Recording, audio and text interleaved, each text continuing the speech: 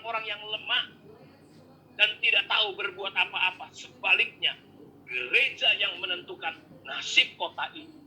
Karena itu ketika corona situasi datang seperti ini, GPI saudara menentukan, gereja-gereja yang ada di Indonesia menentukan seharusnya. Cuma persoalannya, gereja yang diharapkan oleh Tuhan tidak dewasa, tidak menjadi gereja kepenuhan Kristus. Karena itu dengan cepat, bagaimana GPI dapat mewujudkan kesempurnaan gereja lewat pimpinan Roh Kudus. Slide berikut. Bagaimana caranya kita bisa terlibat? Ya, Bapak Ibu. Bagaimana gereja GPI dapat terlibat? Slide berikutnya saya minta tolong. Ya. Saudara, yang pertama perhatikan baik-baik. Bagaimana kita dapat mewujudkan? Saya berdoa ini bukan hanya tema, bukan hanya judul, kesempurnaan gereja lewat pimpinan rohnya. Bagaimana kita bisa mewujudkan?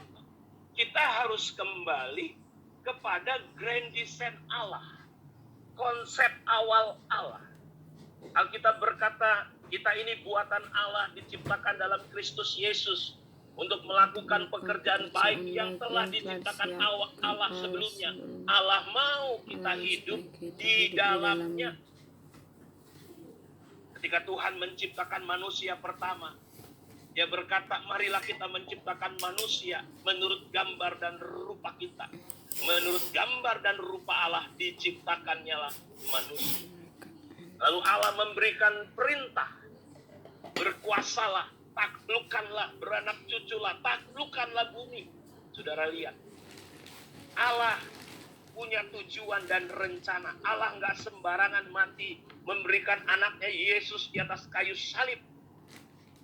Dengan harga yang mahal, Dia tebus kita semua.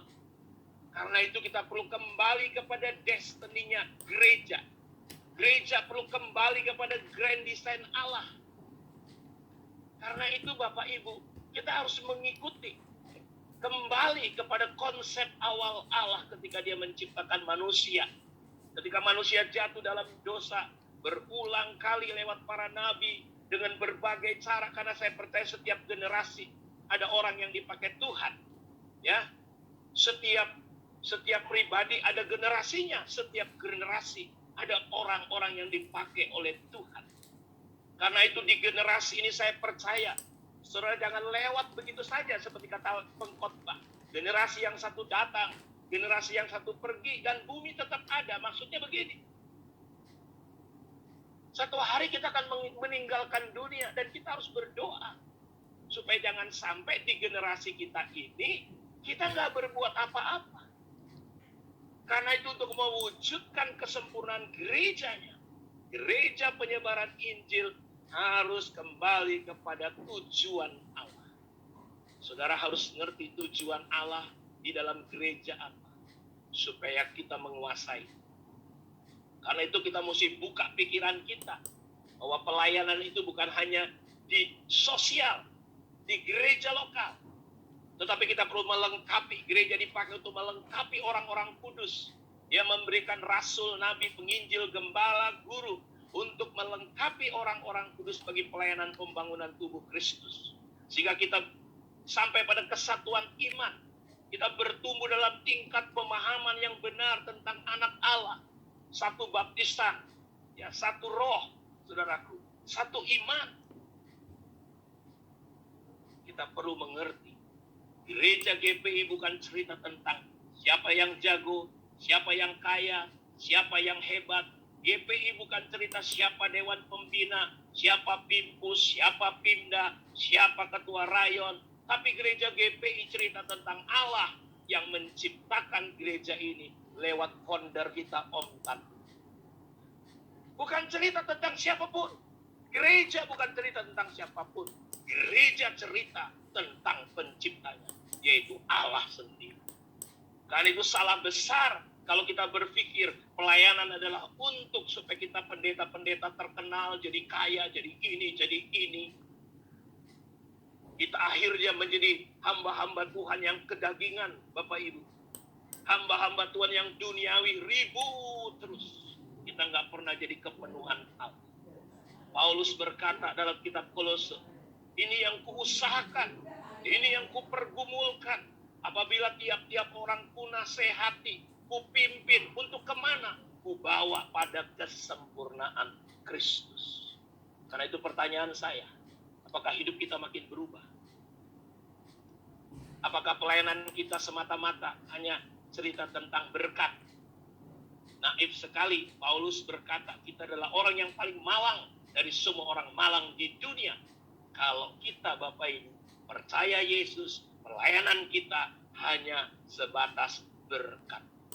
Terjadi kekacauan, kesesatan. Kenapa? Karena orang mengukur kerohanian itu dengan berkat.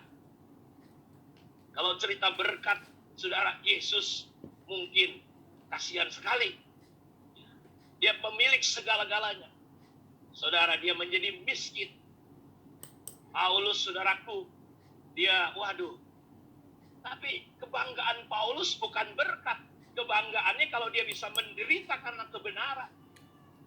Kebanggaan Paulus, saudaraku, adalah ketika dia bisa ada parut-parut Yesus dalam hidup. Sehingga hari-hari ini pandangan kita harusnya berubah.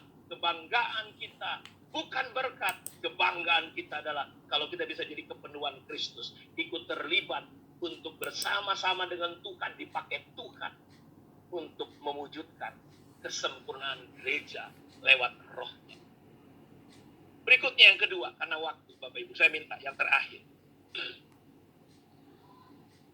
Jadi untuk kembali, yang kedua supaya kita bisa mewujudkan, kita harus kembali pada grand design Allah.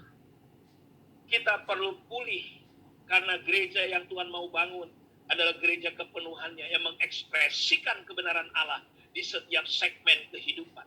Melalui pemuritan, kita berharap dapat menghasilkan manusia-manusia rohani, manusia-manusia yang dewasa, yang menganggap kebahagiaan sebuah pencobaan.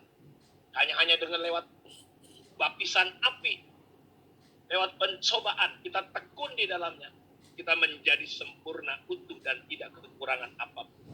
Karena saya percaya, hanya manusia rohani, jemaat gereja kepenuhan Kristus, manusia gambar Allah yang dapat menaklukkan dunia ini. Karena itu untuk kembali kepada grand design Allah, mewujudkan yang poin 1 tadi, kita perlu pulih, sembuh pikiran dan emosi dan hati kita. Berubahlah kamu oleh pembaharuan budimu, sehingga kamu mengerti mana kehendak Allah yang baik, berkenan, dan yang sempurna. Menjadi manusia rohani adalah proses perjalanan pulih, sembuh dari pikiran dan emosi hati kita. Bertobat itu Bapak Ibu bukan hanya berhenti mencuri, tapi bertobat itu kita berhenti mencuri, bekerja keras, dan kita mulai bisa membagi-bagikan kepada orang lain. Kita perlu bertumbuh. Karena itu saya berdoa, coba lihat sebentar saja ciri-ciri manusia yang rohani, yang terakhir. Pandangannya berubah, sehingga tujuan hidup kita berubah. Dulu saya punya cita-cita pengen seperti Pak Niko, buka cabang di mana-mana Bapak Ibu, supaya saya jadi pendeta yang terkenal. Ya, banyak uangnya. Waduh, ini visi atau ambisi? Banyak jemaatnya. Saudara, pertanyaan saya bukan berapa banyak jumlah jemaatmu. Hidup kita berubah atau tidak, itu yang paling penting. Jemaatmu 1000, tapi kacau kali hidup kita. Hah? Kita bukan hanya cerita berkat. Saya dulu mimpi, wah pengen buka cabang di mana-mana. Tapi sampai satu hari, saya datang ke sebuah gereja yang cukup besar. Waktu itu jemaat kami masih 60, saya datang ke jemaat yang udah 3000. Dia terangin, saya pusing Bapak Ibu. Karena dia cerita dari sudut pandang 3000, saya cuma 50. Saya pulang, tapi sebelum pulang dia pesan gini, Dion, kamu harus ingat ya, kamu sedang bangun apa? Kata-kata itu sederhana. Sampai di Siantar, Kata-kata itu seperti terngiang-ngiang. Iya ya, saya sedang bangun apa? Apa yang sedang saya bangun? Saya jawab, saya rupanya sedang bangun Babel. Bangun nama sendiri. Supaya jadi besar, hebat. Itu Babel. Dari situ jemaat kami berubah. Tadinya jemaat Epata berubah jadi jemaat Yesus Kristus Tuhan. Saya sedang bangun apa? Saya sadar. Saya salah. Saya pikir visi. Ternyata ambisi. Pandangan saya berubah. Tujuan hidup saya berubah. Makanya Bapak Ibu saya lebih senang melengkapi, menolong gereja-gereja. Supaya mereka pulih, sehat. Saya nggak pernah mimpi lagi mau buka cabang di mana-mana. Karena gereja satu, gereja sama. Jadi kita perlu saling menolong, saling melengkapi. Sehingga ciri manusia rohani, tujuan hidupnya berubah. Sehingga kita ngerti siapa kita, identitas kita. Nilai hidup kita berubah, cara bicara kita berubah, cara memperlakukan orang berubah, cara memandang orang berubah. Tidak lagi melihat sebatas pandangan manusia, tapi pandangan Kristus. Paulus berkata, aku tidak menilai apapun dari sudut manusia. Dulu aku menilai semuanya dari pandangan manusia. Sekarang aku menilai dari pandangan Kristus. Karena itu besar kecil siapapun kita sama. Kita adalah tubuh Kristus. Ada kasih, penerimaan, dan keterbebanan pada jiwa-jiwa. Fokus kita pada manusia, bangun manusia, bukan panggung. Bukan pelayanan. Persoalan kita hari ini gereja adalah mereka tidak pernah mau jadi bapak. Mereka lebih senang cari panggung. Mereka lebih senang khotbah. Paulus berkata, kau boleh punya beribu-ribu guru, tapi engkau nggak punya bapak. Tahu Bapak Ibu? Gereja GP harus jadi gereja bapak. Karena yang dibutuhkan dunia hari ini bukan hanya pengkhotbah. Udah terlalu banyak guru-guru orang hebat. Karena menjadi bapak itu jauh lebih sulit. Saya pernah melewati proses karena sibuk dengan pelayanan. Saya kehilangan proses jadi seorang bapak. Saya nggak mengikuti pertumbuhan anak-anak saya. Saya sibuk pelayanan terus. Saya hari ini mau katakan kepada teman-teman semua. Salah satu ciri manusia rohani. Pandangannya berubah. Tujuannya berubah. Ada kasih penerimaan. Fokus kita bukan hanya sekedar pelayanan. Tapi fokus kita adalah manusia. Bukan panggung. Karena itu saya nggak setuju kalau kita atas nama visi, atas nama pelayanan, kita pecahkan pelayanan gereja. Karena goal akhir Tuhan adalah kita menjadi kepenuhan Kristus. Menjadi rumah tempat kediaman Allah. Dalam Mazmur 132, dia berkata, inilah tempat kedudukan. Aku mengingininya. Jadi dari awal sampai akhir, kitab Kejadian sampai kitab Wahyu, rumah kediaman Allah, kemah Allah ada di antara manusia. Allah ingin tinggal diam di antara kita. Karena itu, mari kita wujudkan kesempurnaan gereja dengan kita mengikuti konsep Allah. Kita tunduk kepada Tuhan. Karena itu jadilah manusia rohani. Karena hanya orang-orang yang dewasa, orang-orang manusia Allah lah yang bisa menaklukkan. Jadi dunia ini perlu ditaklukkan. Iblis sedang habis-habisan bekerja. Dan untuk itulah satu-satunya institusi yang iblis paling benci itu bernama gereja. Karena itu dia rusak konsep-konsep gereja yang benar, yang suci, yang mulia. Karena segala yang baik, segala yang benar, segala yang mulia, segala yang suci Tuhan berikan kepada gerejanya. Gereja bertanggung jawab untuk memenuhi semua dan segala sesuatu. Kiranya Tuhan memberkati kita semua. Mari kita berdoa.